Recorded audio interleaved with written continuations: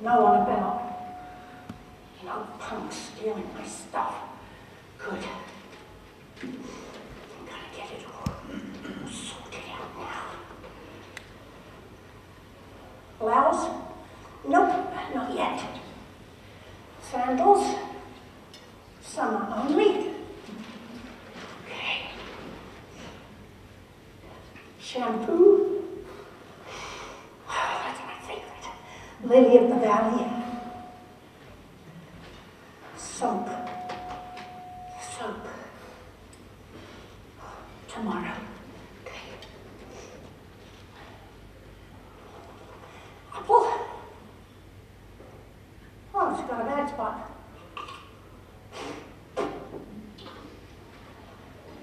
Oh, better. Good. Okay. Baby doll. Baby doll.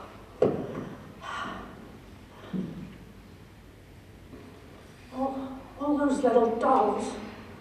Oh, those precious angels. 20 angels. Little angels, little babies, little angels, little babies. Angela, my Angela.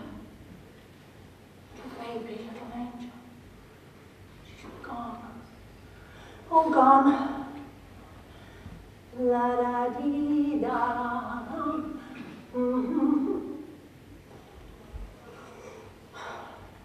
Babies and bullets. Babies and bullets, babies and bullets. Not okay. Not good. Not okay. Not okay. Okay. Keep it neat, Claire. Keep it neat. Oh, it'll be all right then, okay? Okay. Good stuff in the bottom, right? Safe from the punts. No punts. Good. Where's my baby? Where's that baby? There. On the bottom, safe, right? Safe from the stupid punks with their stupid guns. Stupid.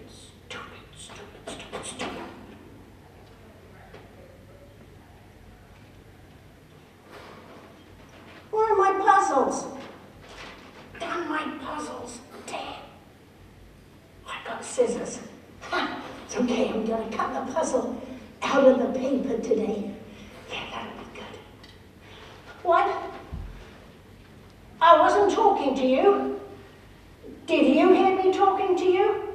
No, you didn't. So, bug off and mind your own business. Yeah, that's right. Walk away. Cheap. Cruising in on me like that. Trying to scare me, I expect. Where's my paper? I'm gonna get that sorted. Gotta keep it all nice and neat.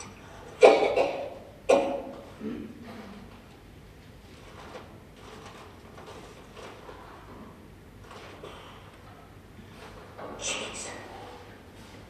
20 little kids just blown away. Blown away just like that. What a sick punk killing little kids. His mother too, his own mother. What a sick, sicko, sicky, sick bastard. Not good, not good, not okay.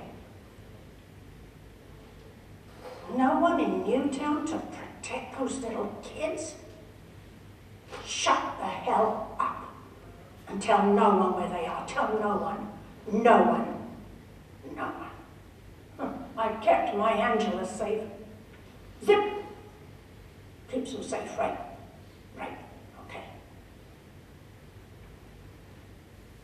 Angela went away, Claire. She went away. No one knows I'm here, right? No one gets near me, that's for damn sure. Won't find me here, halfway across the country. Ain't got nowhere to look. Cut my hair, changed it all, okay? Changed everything. Just blending in. Blending in on the buses. Not gonna put me in any stupid home. No loony bin for me, eh? No thank you, sister. What? Who am I talking to? You think I'm crazy, right? Well, Mr. Do-Gooder, I am talking to Jesus. Yes, I am. So you can just bugger off and leave me alone. Like now, eh? Damn do-gooders. Was butting in, cutting off, in a perfectly good conversation. Jeez. Oh, this is my bus. I gotta get this away. Where's my ticket? Oh, I know it. I know I have a ticket. I've got a ticket. Oh, I've got it. Now keep it neat, Claire. Keep it neat. Okay. I don't want anyone sitting too close.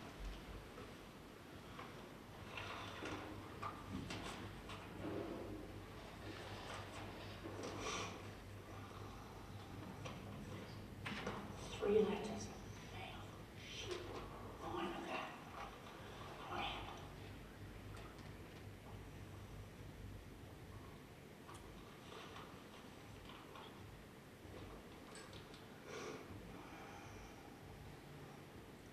What do you want from me now? Are you okay? Stupid do-gooder. Why don't she just go away and get me a place to live? She thinks I'm such a damsel in distress. Why bug me with all these damn personal questions? None of your damn business, okay? Okay.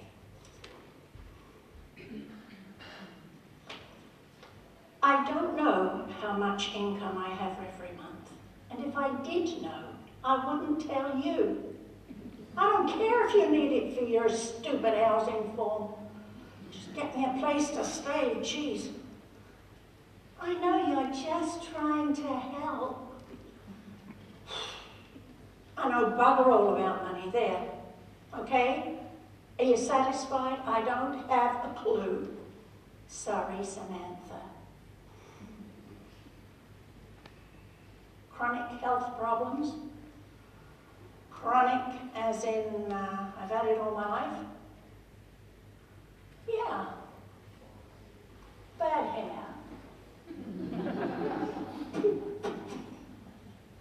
Bad choice of husband. It's okay. It's okay. I know what you mean. Like a bad cough. Yeah, don't ask me what from. I stopped smoking in the 60s. I'm no idiot. No, I don't remember exactly when. But oh, okay. Well, chest pains from stress. Well, yeah. You worry about what's going to happen to you, right? Just tightens you all up. So you're all tied up in knots, and then the stress comes and it kind of grabs you by the heart. Look, I'm not falling down sick, but I got stress, okay? So I got to watch myself, right? Is that enough?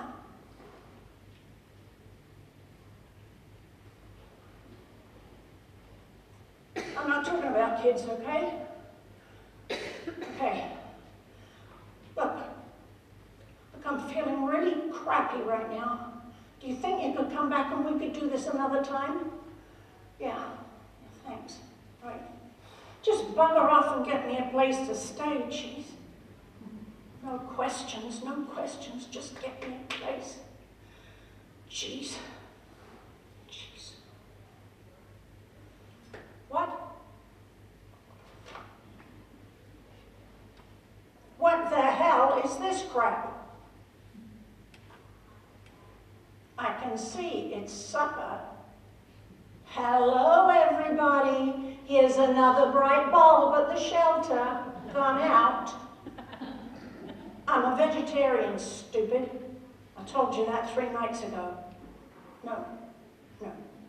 I did not tell someone else. I told you. So take it away and bring my vegetarian plate. Jeez. I don't care if you are just a volunteer. You're another idiot do-gooder. Just take it away, jeez.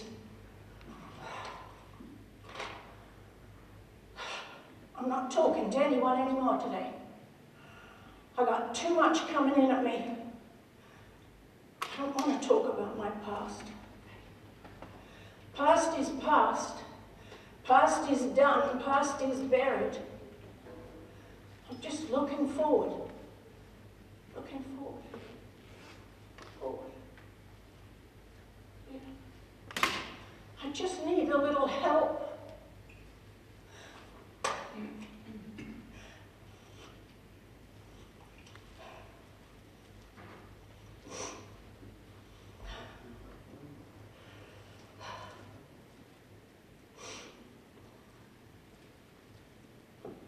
Claire?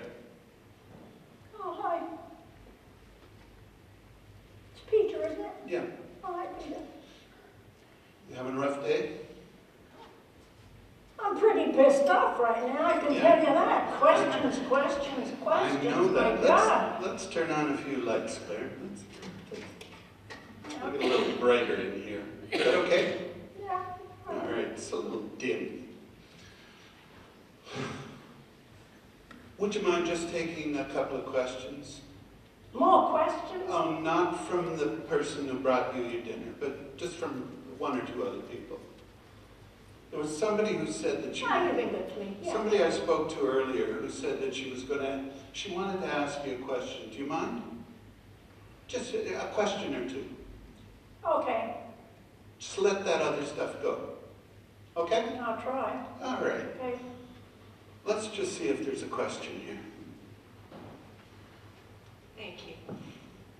Hi, Claire. Hi. Can you tell us what life is like at the shelter? Shelter. Let me see. Well, apart from the questions, you heard that, oh my gosh, they love the questions, especially Samantha. But I gotta say that the people here are nice to me. Yeah, they're pretty good. There's 100 volunteers running in and out all the time, but usually I get my vegetarian plate. And I get to do my crosswords.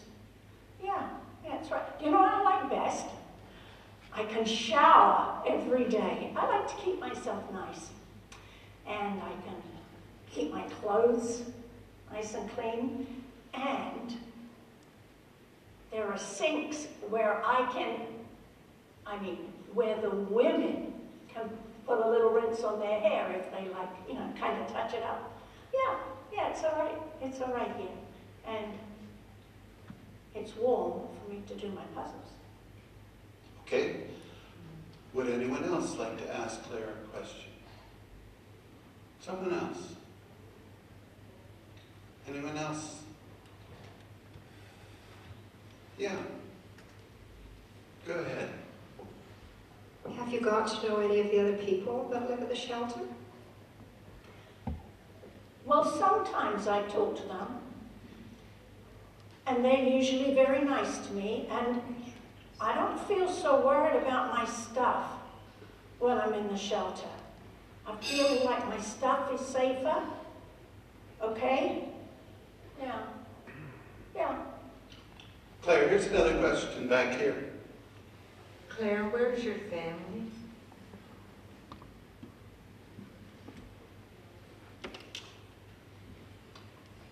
Next question. Yeah, is there another question?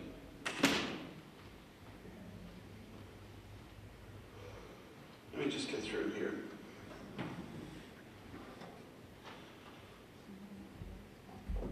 Claire, who's Angela? What did you say?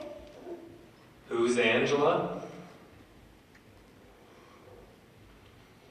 Since there are no more questions, Peter, I'm just off to my room, okay?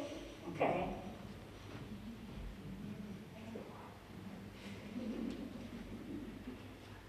I think we may have somebody who would answer that question, Samantha.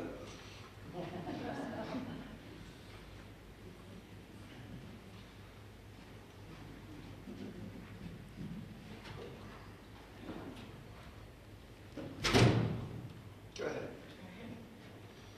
You comfortable here? Okay.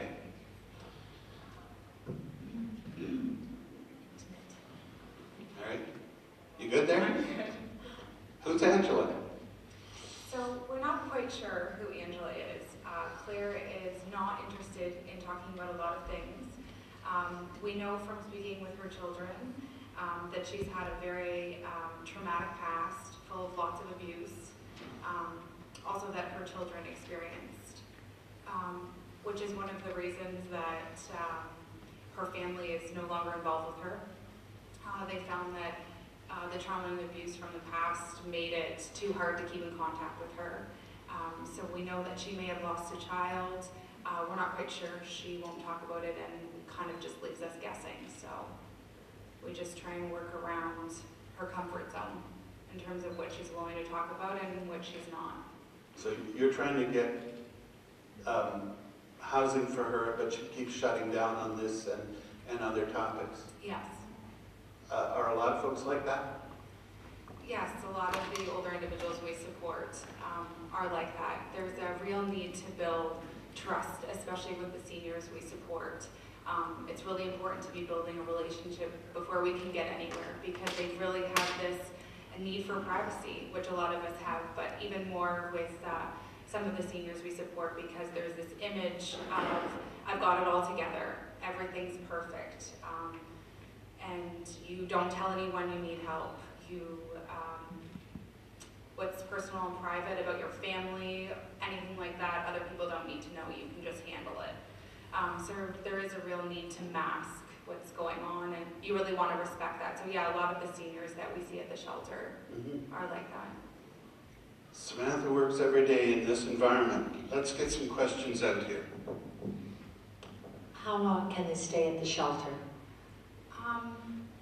It is really different for every individual. We try and work one-on-one with them. It's sort of as long as they need. We really look to see if it's a safe environment for them to continue. So it's really different depending on the individual. There's so long that it's covered or that it's paid for. But it's really different for everyone. It's obviously not a long-term solution, so that's how we look at it, just to be sort of a short-term in the interim. But every person's situation is different, so it's hard to, we're not looking to kind of kick them out if they don't have anywhere to go, really.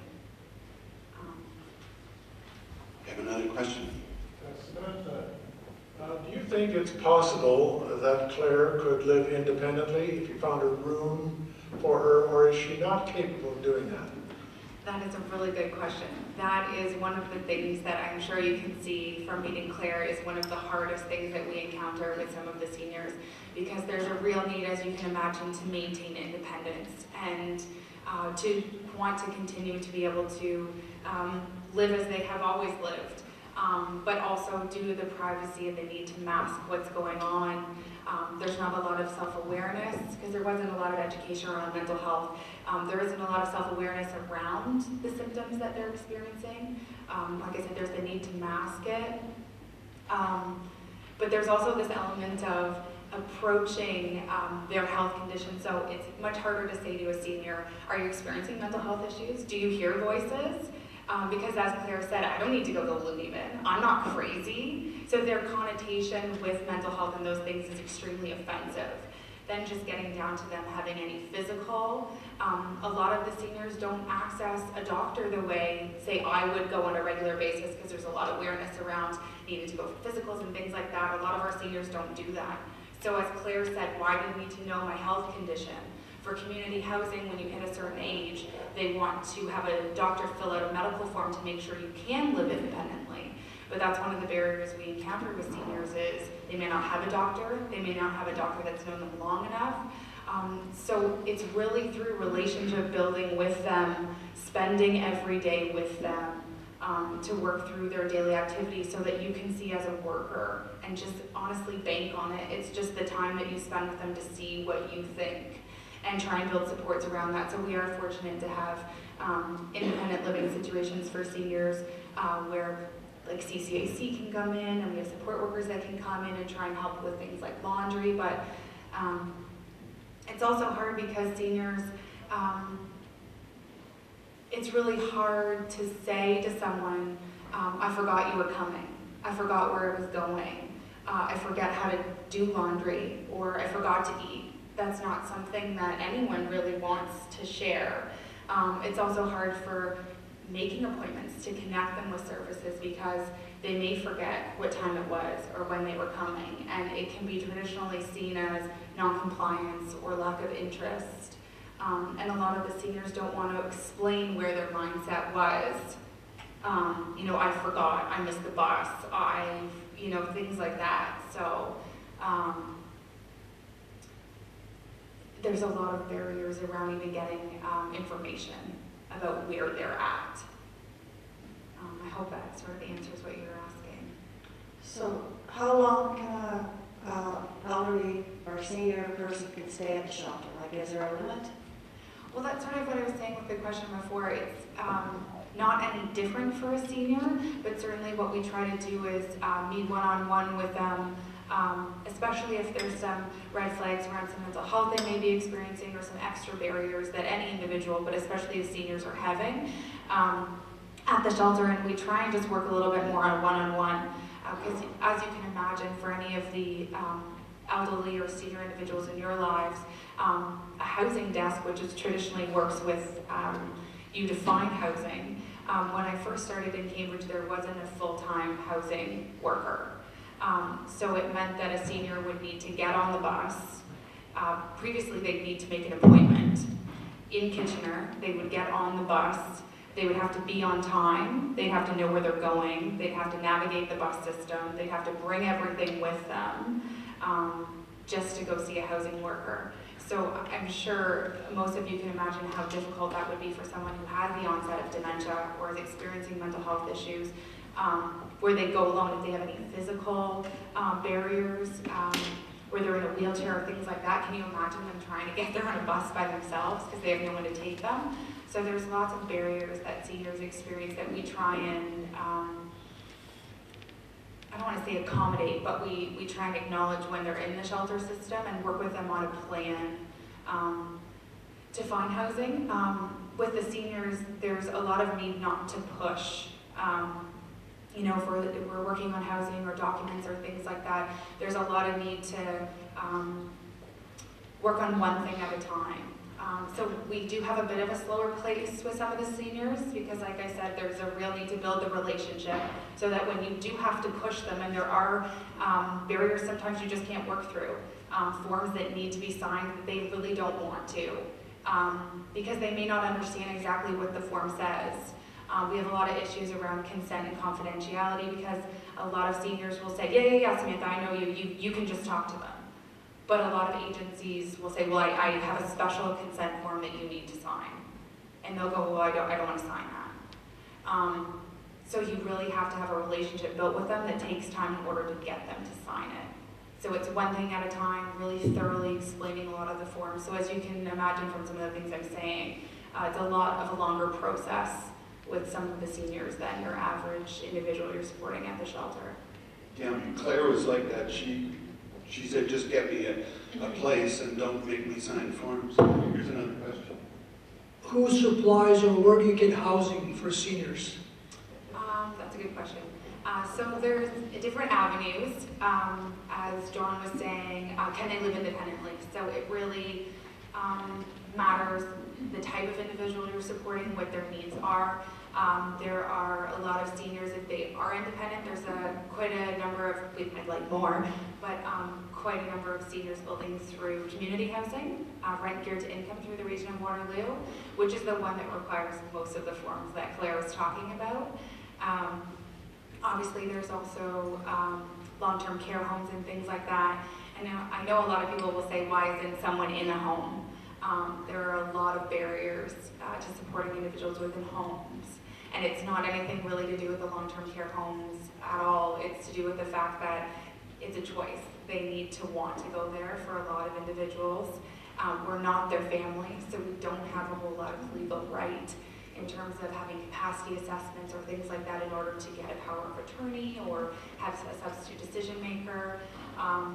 A lot of the individuals have mental health issues and they may not be willing to take medication, which is hard to handle in a home when you have numerous other individuals there. They may have addiction issues that they are still using. I've supported a gentleman in a past who was still drinking really heavily and didn't want to stop, which is really hard to support someone through. It can simply just be that the senior is so independent and has been on their own for so long, they don't want to eat meals at the long-term care home, they don't want to come in for curfew, they don't really want to sleep there.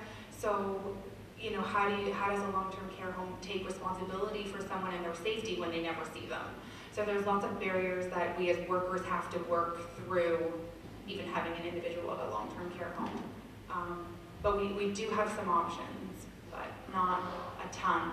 I'd like to see more seniors housing, but sorry. It's probably hard to generalize, but with seniors, what is it that triggers them being homeless? Like, is it that they've always had a problem in their life?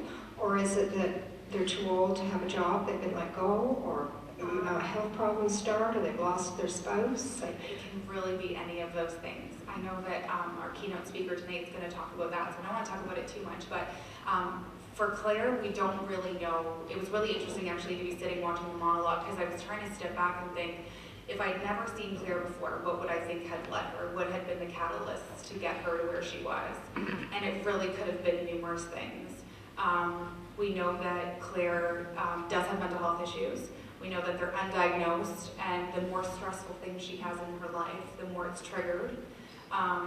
We know that she's had a really abusive and traumatic past, which could have led to her mental health, or she could have had the mental health before she experienced the trauma.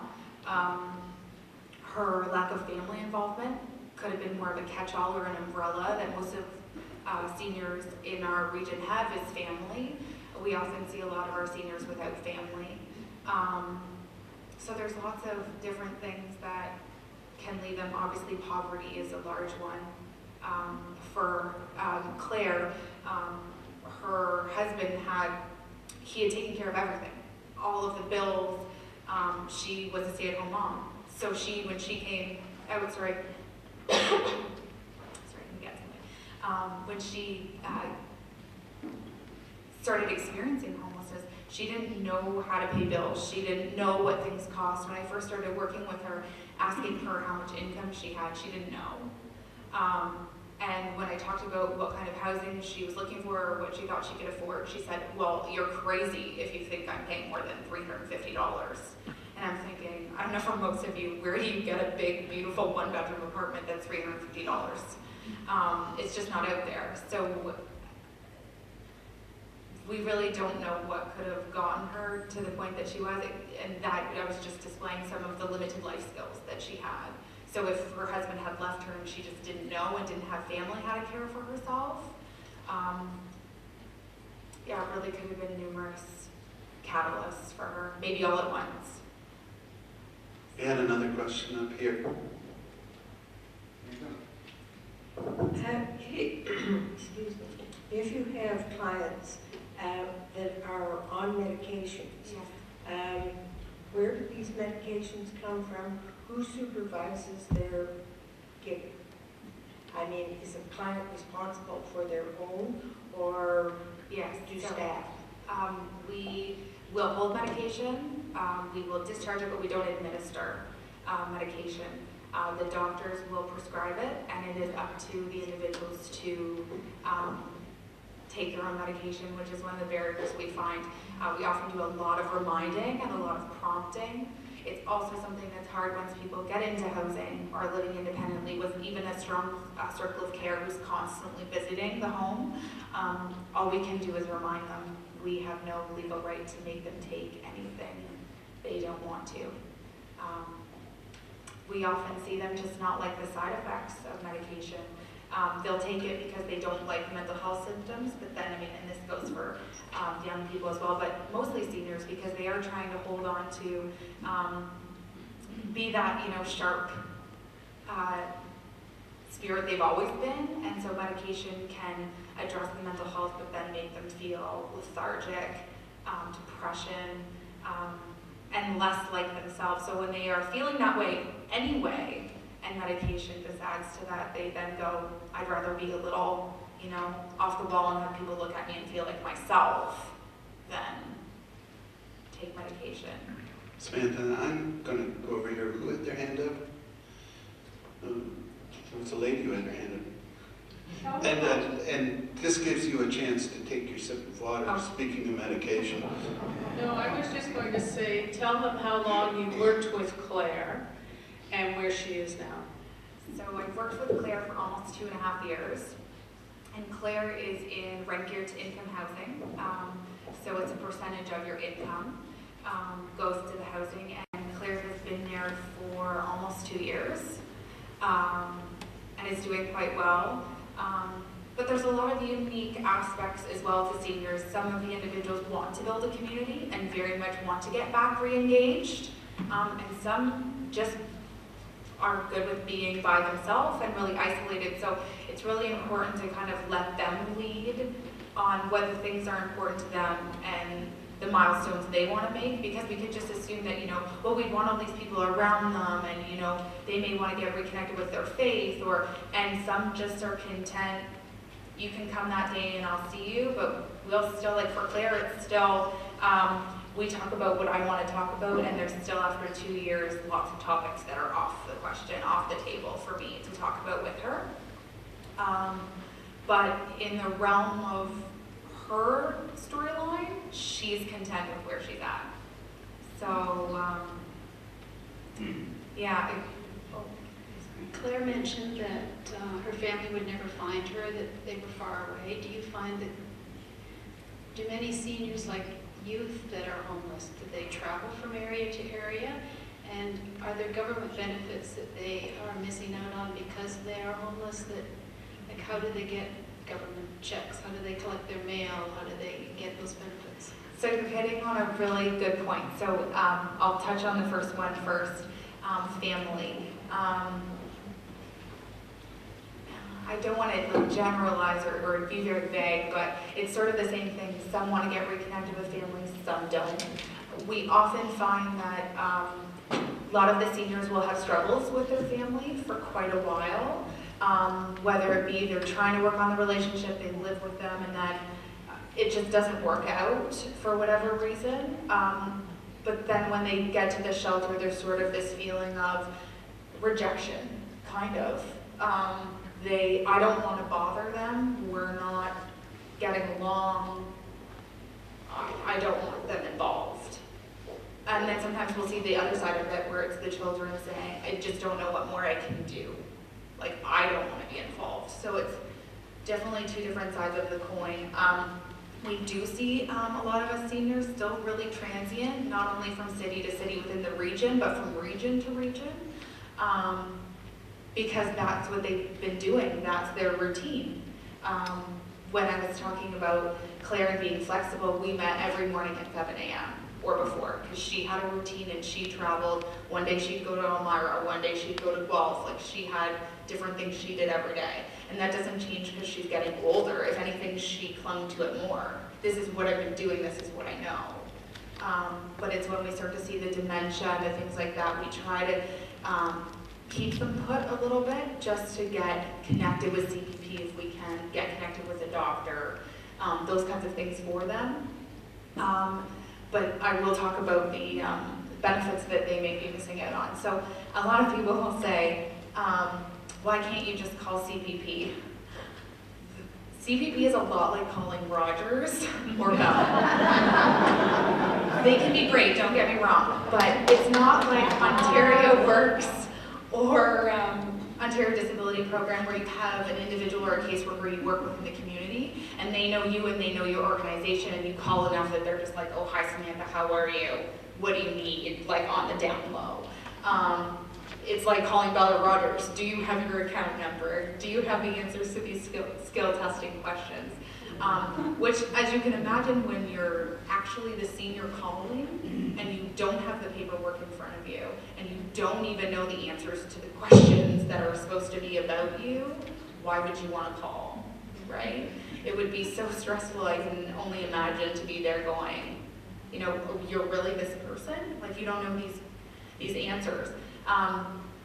But then as a support worker calling, it's just as hard. Are you family? No. They don't know you, they don't know what your intentions are. There's a lot of walls built to protect seniors and their finances, as we've seen a lot in the community, a lot of awareness around financial abuse. It also keeps people that are advocating out a little bit. So what we try to do is we have a caseworker through the shelter that will try and connect. If seniors are willing, you can connect with them and they'll call with them and let them know. Sometimes we can let them know information, but we can't give them information. That was another thing that we try to work with the community a lot around is verbal consent. Because CPP has their own little nice form that says, if you sign this section, you can get information. If you sign this section, and this section, you can give information. Well, and a senior says, I don't want to sign that, I don't know what it is, but you can just talk to them. CPP's going, well, I can't verify that that's actually the person. So anyway, I think he's hurrying me up, but that's one of the barriers that we find is we really have to advocate around verbal consent. We really have to call enough to let the individual or the agency know us as workers and know what our intentions are. And then we make a lot of general phone calls that are, if I was a 74-year-old woman and my husband had passed and I made this much 2 years ago, what would I make now? So normally they'll work with you a little bit more around, it's a very general, but anything specific, confidentiality all the way, which is a strong barrier for us. So even getting clear housing, how much do you have? So it's a difficult job. Yes. Ladies and gentlemen, Samantha is the real thing, but you have to identify yourself and what you do. Okay, so I'm Samantha McIntyre, and I'm the Streets to Housing worker at the Cambridge Shelter.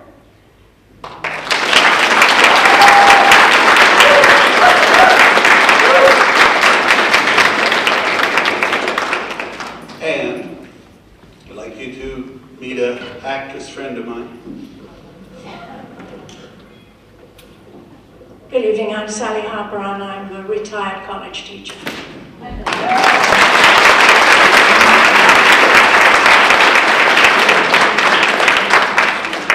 You're on next. You took over. No, and I'm Peter Mansell, and I'm a retired drama teacher, and we are Harmony Interactive Theatre. You have last word, are you? Just thank the truth. That's it.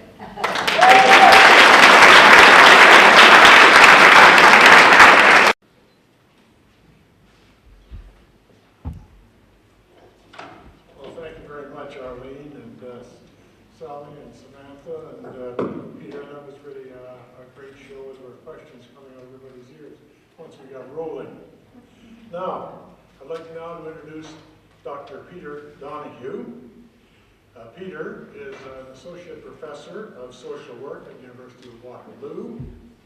He did his undergraduate work at McMaster University, and he doubled up. He had both an arts degree and a science degree out of McMaster, and then he hopped in his Volkswagen and drove down to Queen Elizabeth to Toronto and got his master's and his PhD. So he's a very qualified person. His specialty is gerontology, and that word interested me. I'm used to the word geriatrics, but not gerontology. So I looked it up in Google, where else? It's a Greek word. I feel like Michael Constantine in Greek Wedding. And geront means old man, and ology means study of. Sorry, girls, it's old man. A bit sexist. Now, a related word is Geronimo, which is what parachute guys yell as they jump out of a plane and hope the parachute will open. And I guess they want to become old guys. I guess that's the how that works. Now, Peter was born in Flin Flon, or raised in Flin Flon, Manitoba, and I love the name Flin Flon. It knocks the pants off Moose Jaw. It's right up there with Walla Walla. I always thought that anybody who came from Flin Flon must be very special, and that's why Peter is our special speaker tonight. He's going to talk about gerontology and how it affects us all. Ladies and gentlemen, Dr. Peter Donahue.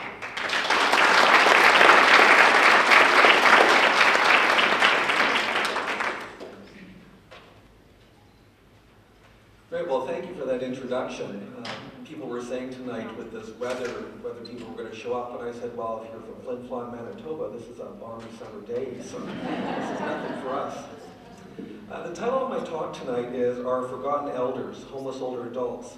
And I've purposely chosen that title because I think a lot of the work I do in social work and educating students, when you ask them what they think about when you say the word homeless individuals, they usually think about young men and women, primarily maybe in their 20s or 30s, with addiction issues and mental health issues.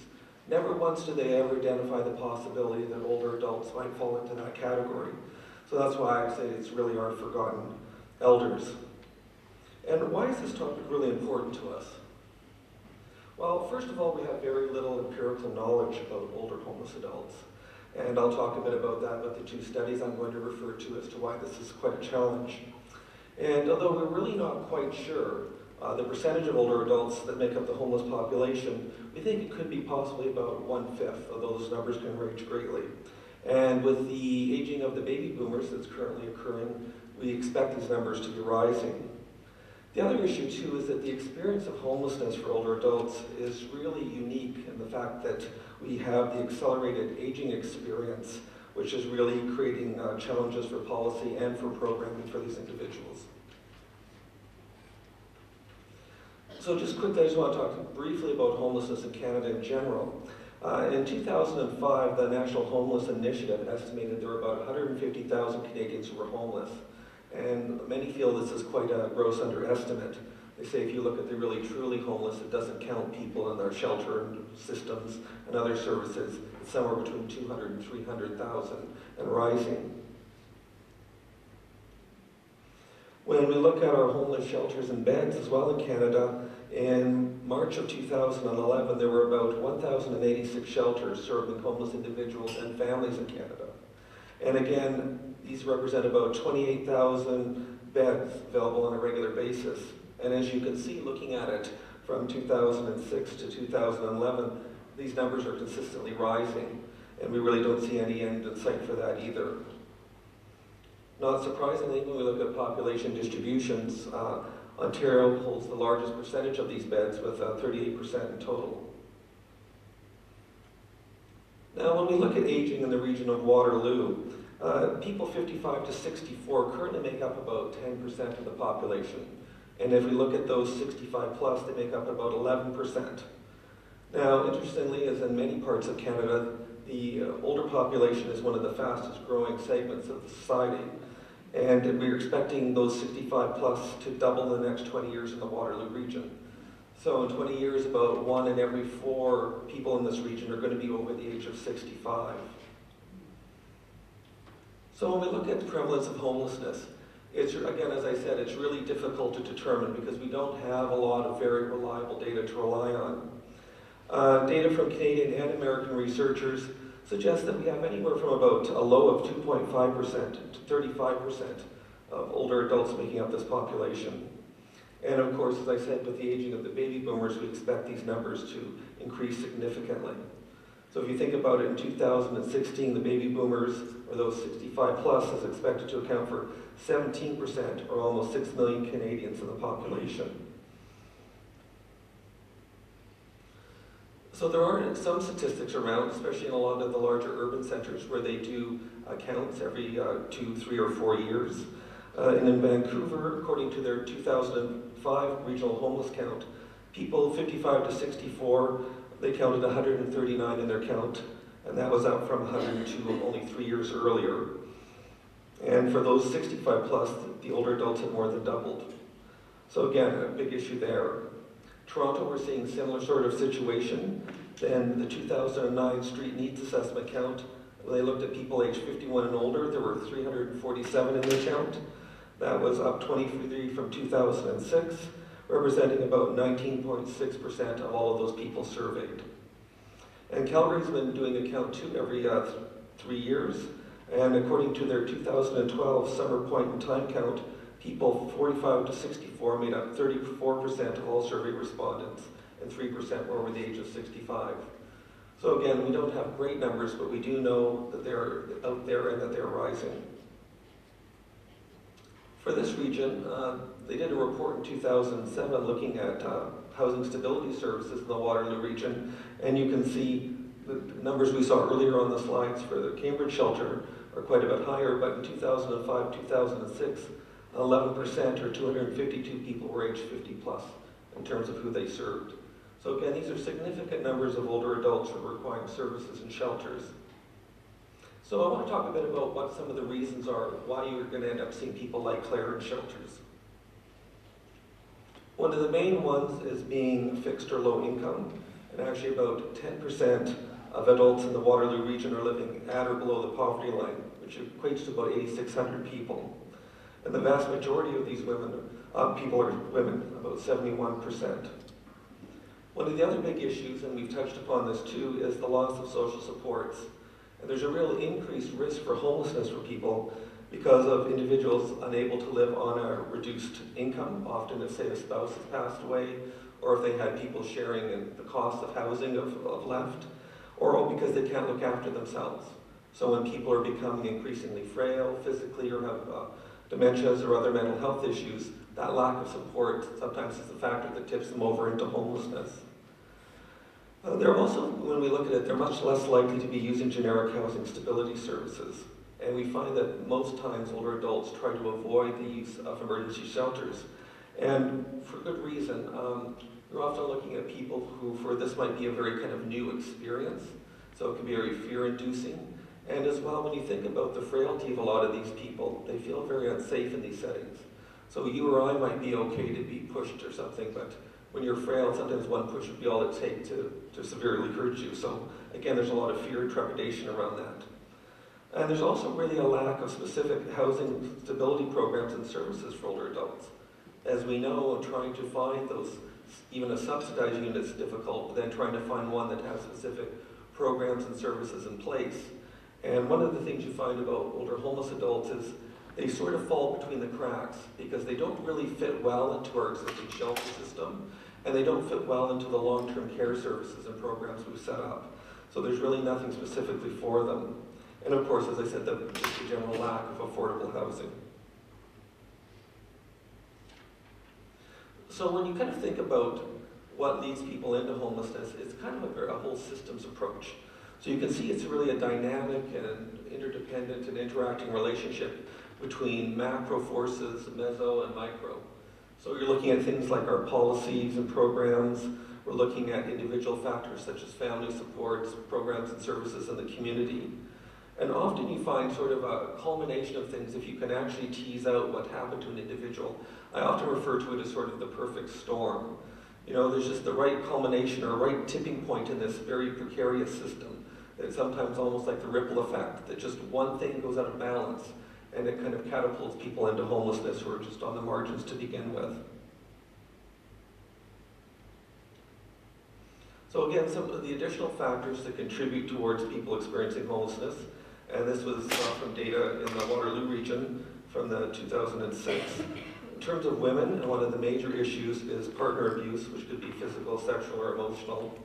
And for men, substance use, both alcohol and drug-related, were predominant factors, as well as challenges in being able to manage finances and anger management issues. Now, it's not touched upon in this, but increasingly in the literature, we're starting to see a rise of elder abuse, particularly financial abuse. And when you look at people who are living on the margins, sometimes that's the thing that will also catapult them into homelessness, having bank accounts and other things cleared out, which is part of the reason why sometimes it is so challenging that as service providers should really want to help trying to access financial information and finances for these individuals.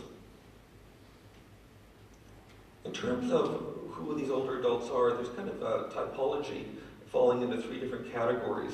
The first being the chronically homeless older adults. And these tend to be characterized by people with histories of alcohol abuse, physical and mental health problems, particularly depression, things such as gambling in terms of the addiction spectrum. There's then also the newly homeless older adults. And these are more people who've more likely had housing difficulties throughout their lives and always been on sort of the edge, often have very limited financial reserves, and their housing crisis that they experience in later life is often linked again to things such as a loss of social supports and rising rent and other costs of living.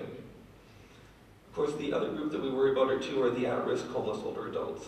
And again, these are the ones very much on the margins, who might be living alone in private rental accommodations with very insecure tenures. We look a lot of times at rooming houses and things where things can be very tenuous, and where the cost of rent is really quite high relative to their actual income coming in.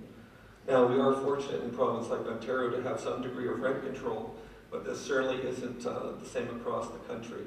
And places like Alberta don't have any, so it makes it very challenging often for people to get into the housing market once they've got out, or to stay in it. So what I want to talk about now are 2 studies that were done. One was done in 2004 in Toronto, which was led by my colleague Dr. Lynn McDonald, which was looking at actually homeless older adults. And then we did a joint study together in 2006, looking in Toronto and Calgary at formerly homeless older adults. And I think it really helps to inform many of the things that we were brought through Claire today and through Samantha. So in terms of the older adult study that was done in Toronto, they looked at data that had previously been collected by shelters in the GTA. They did interviews with 68 older homeless persons. They did a number of focus groups of service providers. And one of the real challenges here I could talk to you about is very much what Samantha said, is trying to get people who are willing to participate in this type of research. Often because, as you know, the fear of dealing with other people, the constant answering of questions to strangers is always a challenge. And then when you add in factors around mental health issues, the whole ability for capacity and consent to participate makes it very, very challenging as a researcher. So some of the interesting things coming out of the Toronto one was about 70% of those older homeless people reported first becoming homeless between the ages of 41 and 60.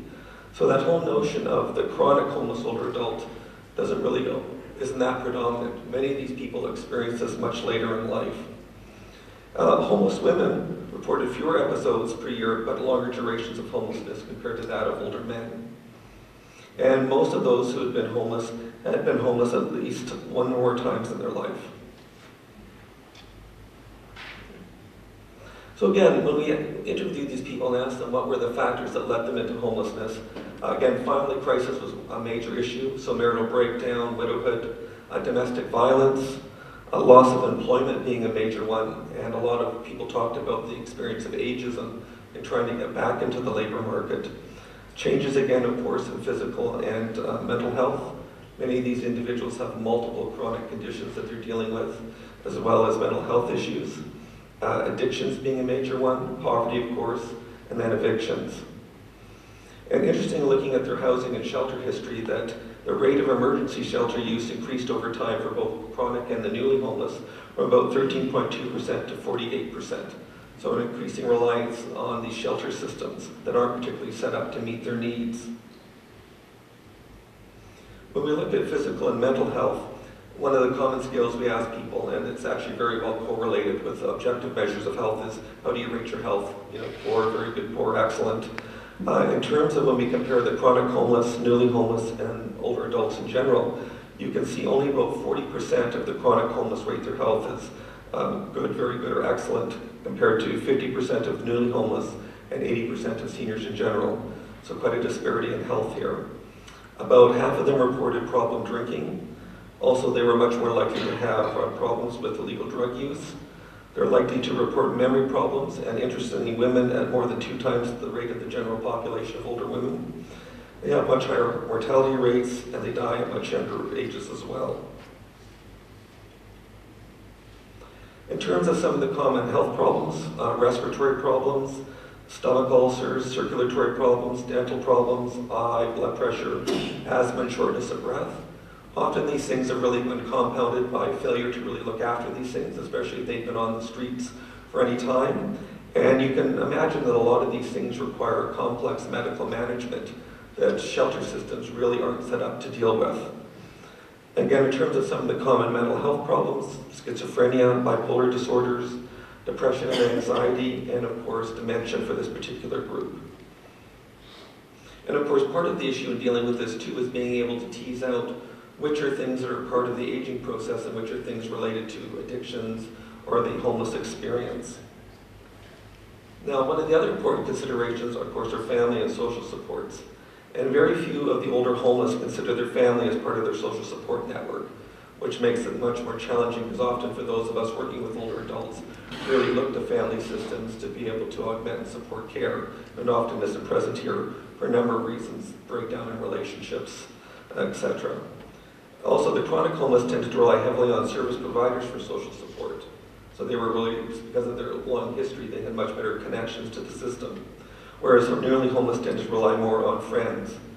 Now, social supports can be sort of a double-edged sword because, as I said, they can provide great supports, but at the same time, especially when we looked at the study of formerly homeless older adults, many of them had experienced financial abuse from family members and friends, and that was actually the catalyst that put them into homelessness in the first place. So again, it's that precarious balance between drawing on those people for supports and them actually being perpetrators of abuse. In terms of shelter, housing, and service needs, when homeless older adults are experiencing a change in their housing situation, either moving from shelters to housing or housings into shelter, they really could benefit from more supports and services to assist them in this process. And we know our system doesn't do a very good job of that. They certainly found this to be lacking. There's also, of course, a need for increases in affordable housing for older adults. So even when you do get the supports, trying to find that's really difficult. And one of the things that a lot of the older adults wanted were age-segregated programs and services, because again, they felt they didn't really fit in with many of the younger populations. And that was something else that was not readily available. When we looked at use of community and health services, in terms of comparing chronic homeless with the newly homeless, in terms of access to health care, the chronic homeless tended to use emergency rooms, shelters, and community health centers as compared to those newly homeless who relied on private doctors, because many of them were still connected to their GPs, emergency rooms, and overnight stays in hospitals. In terms of community services and what they were using, the chronic tended to use libraries a lot in churches, and the newly homeless more counseling services and recreation centers. What was consistent upon both groups, though, was a real little knowledge about the services and programs that were out there to support them. So again, things that might have helped prevent them falling into homelessness, many people had very little awareness of what they could draw upon. So in our follow-up study, looking at former homeless older adults, we looked at people 50 years of age and older. We tried to get people who had been housed for about 2 years or more, though we had to lower that because that was challenging to find those people in Toronto and Calgary. And again, we ended up doing quantitative surveys, interviews, and focus groups. So just interesting, I don't talk a lot about the demographics here, but in our sample we had a large number of people who actually been well educated with university education, including a couple of PhDs, which was kind of a little bit shaking for me, so I'm involved in that category. But we looked at it and kind of looking at what came through too was the cyclical nature of homelessness. So most of our participants had been homeless more than once. Toronto, the average was 4.5 times and 5.7 times in Calgary. So kind of that repeated cycle of into housing and out of housing. In Toronto, about 50% were stably housed for more than 5 years, and in Calgary, the majority for less than a year. Now, about half were found their housing with professional assistance, and one half relied on word of mouth and informal networks. So kind of where are people getting access to their services? Now, of course, these people had been housed at this point, but when we looked at it in terms of overall health and well-being, these individuals, we did compare them to the sample from 2004, and they tended to score better on the health measures than that population of homeless adults, but they still were not on par with people who had never experienced homeless. So again, it kind of speaks to the chronic and long-lasting effects of the homeless experience. In terms of memory problems, about 32% in Calgary and 50% in Toronto had memory problems on measures, and problem drinking was also fairly high for both of these groups. In terms of looking at some health measures, we used the SF-12 physical health and the SF-12 mental health. And generally, what you need to know is just the higher the score, the better your mental health is, and the better your physical health. And as you can see, looking at the group of formerly homeless, they still don't fare as well as the general population of older adults in that same age group. So again, it really speaks again to that residual effect. In terms of some of the themes that come through, in terms of the homeless effects, What we really saw were the fact that almost similar to post-traumatic stress disorder in terms of those residuals, so a lot of issues around mistrust, fear, traumas that they'd experienced leading up to being homeless. Another issue people talked a lot about was that whole notion of being at home. So in this study, obviously these people were all housed, but they said, you know, a house is not a home. And a lot of them said, I don't feel I have a sense of community or belonging. Yes, now I have shelter and a place to sleep at night, but I still don't have that same feeling of community or belonging. And a lot of times these people would talk about going back, especially in summer months, to living on the street with their community, with people that they knew and felt safe. And one of the other challenges was often in these facilities, in kind of in an attempt to protect the individuals, they had real restrictions around visitation and things, and they said, you know, a lot of times their friends that they'd been with for years weren't allowed into the facilities. So that made it challenging to say the feeling at home. Or they were just very much set up and structured in a way that you could stay in your unit and never have to interact with other people. So again, that whole notion of home was a consideration. Transitions were a really big theme for everybody. Not only transitions from homelessness to housing, but just transitions throughout their lives. So from situations of abuse to non-abuse, in and out of mental health and addiction issues, employment, unemployment, poverty, again, just a lot of different cycles and these constant sort of transitions, and kind of talking about the notion of taking 2 steps forward and 1 step back. In terms of the barriers to being able to make a lot of these transitions later in life, people talked again about limited, age-appropriate, and affordable housing and support options. They talked about a lot about what they called poverty or welfare walls, and really imposed by inadequate employment supports, and ageism. And again, that real feeling of a lot of the services targeted to older adults tend to be 65 and above, and a lot of the services for young people tended to be sort of in that 30 and below.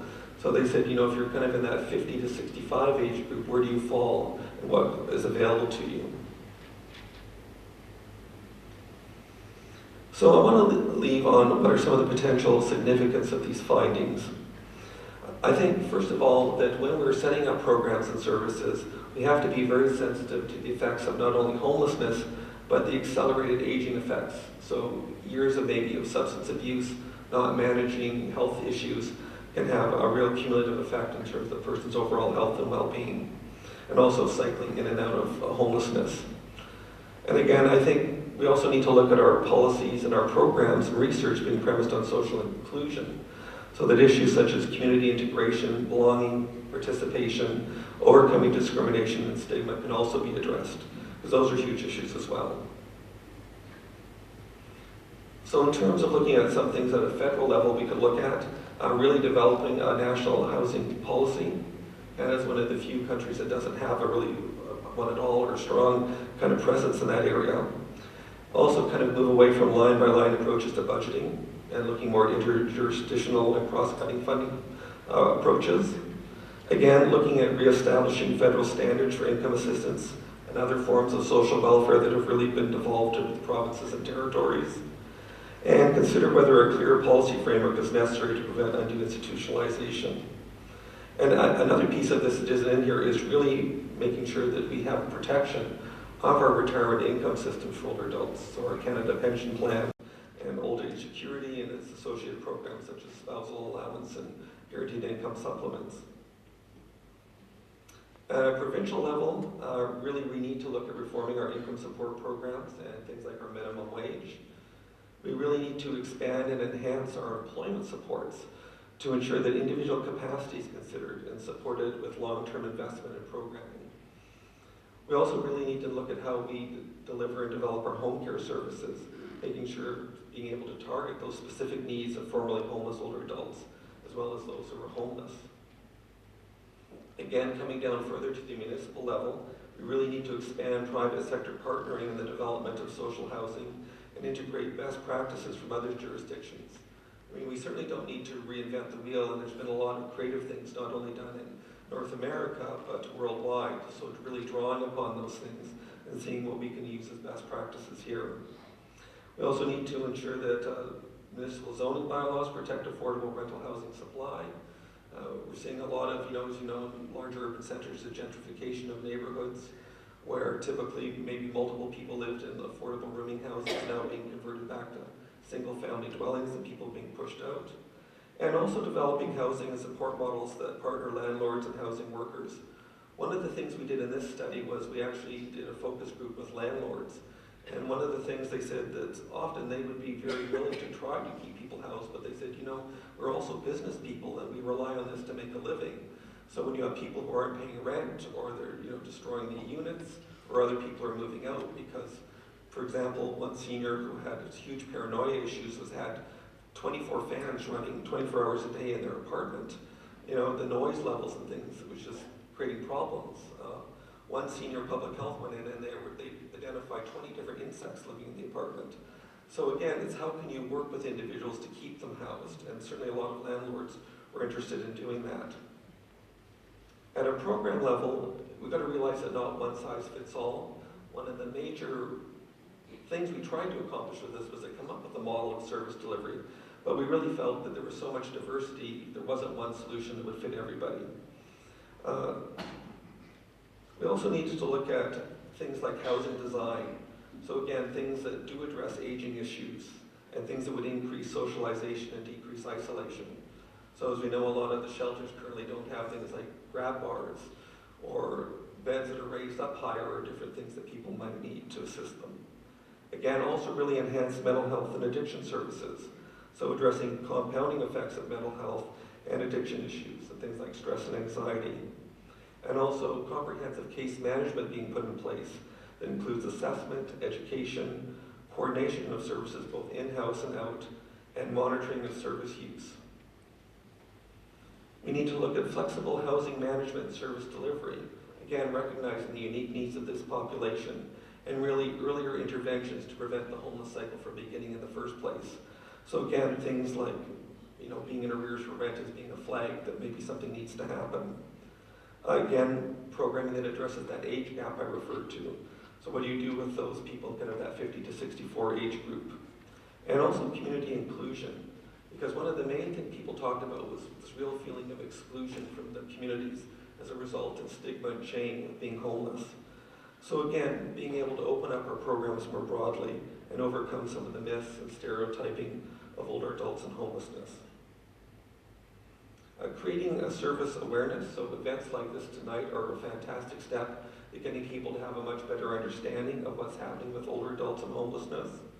We need to really look at things like enhanced transportation system that are affordable and accessible.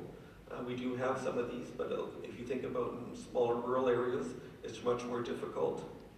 And again, really monitoring of financial abuse of both immediate and extended family and friends and acquaintances from their homeless days.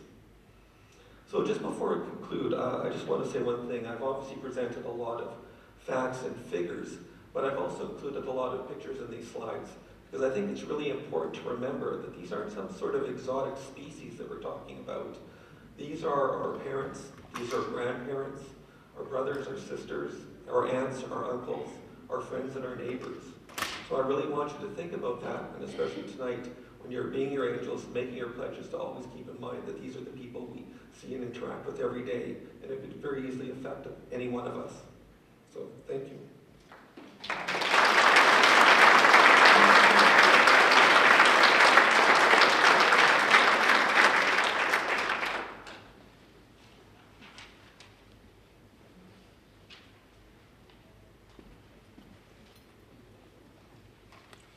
Well, thank you, Peter. You've given us quite an insight into the problem, I must say. We thank you for taking time from your schedule to be with us. I have one quick question for you. Are there countries that do a better job than we do of dealing with this problem? Some of the Scandinavian countries, England is trying to do some innovative things around kind of comprehensive supports for people, but it's not being dealt with very well anywhere in the world. Thank you.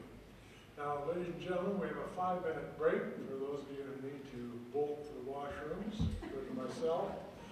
And Mike Laurie, during this period, is going to step up here and tell us a little bit more about the Angel Program and solicit assistance, financial assistance. Mike, you're on. I'm I guess after Mike speaks, we'll have that quick break. Thank you, John. It's always nice to come up when he's excused everybody from the audience. And I usually get the reaction of closed eyes and getting a chance to examine molars when I'm talking. But this is the 5-minute stretch.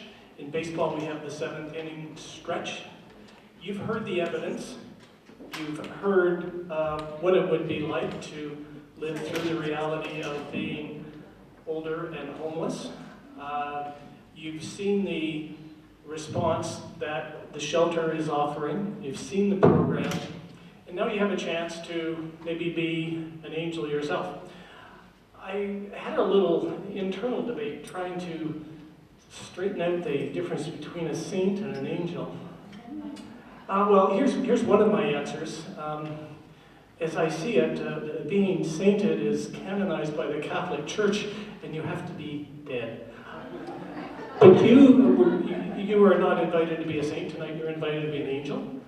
And as that angel, as I said, you can be anonymous, you can be satisfied that you've looked at a need, and you've responded to the need, and you can feel good about that.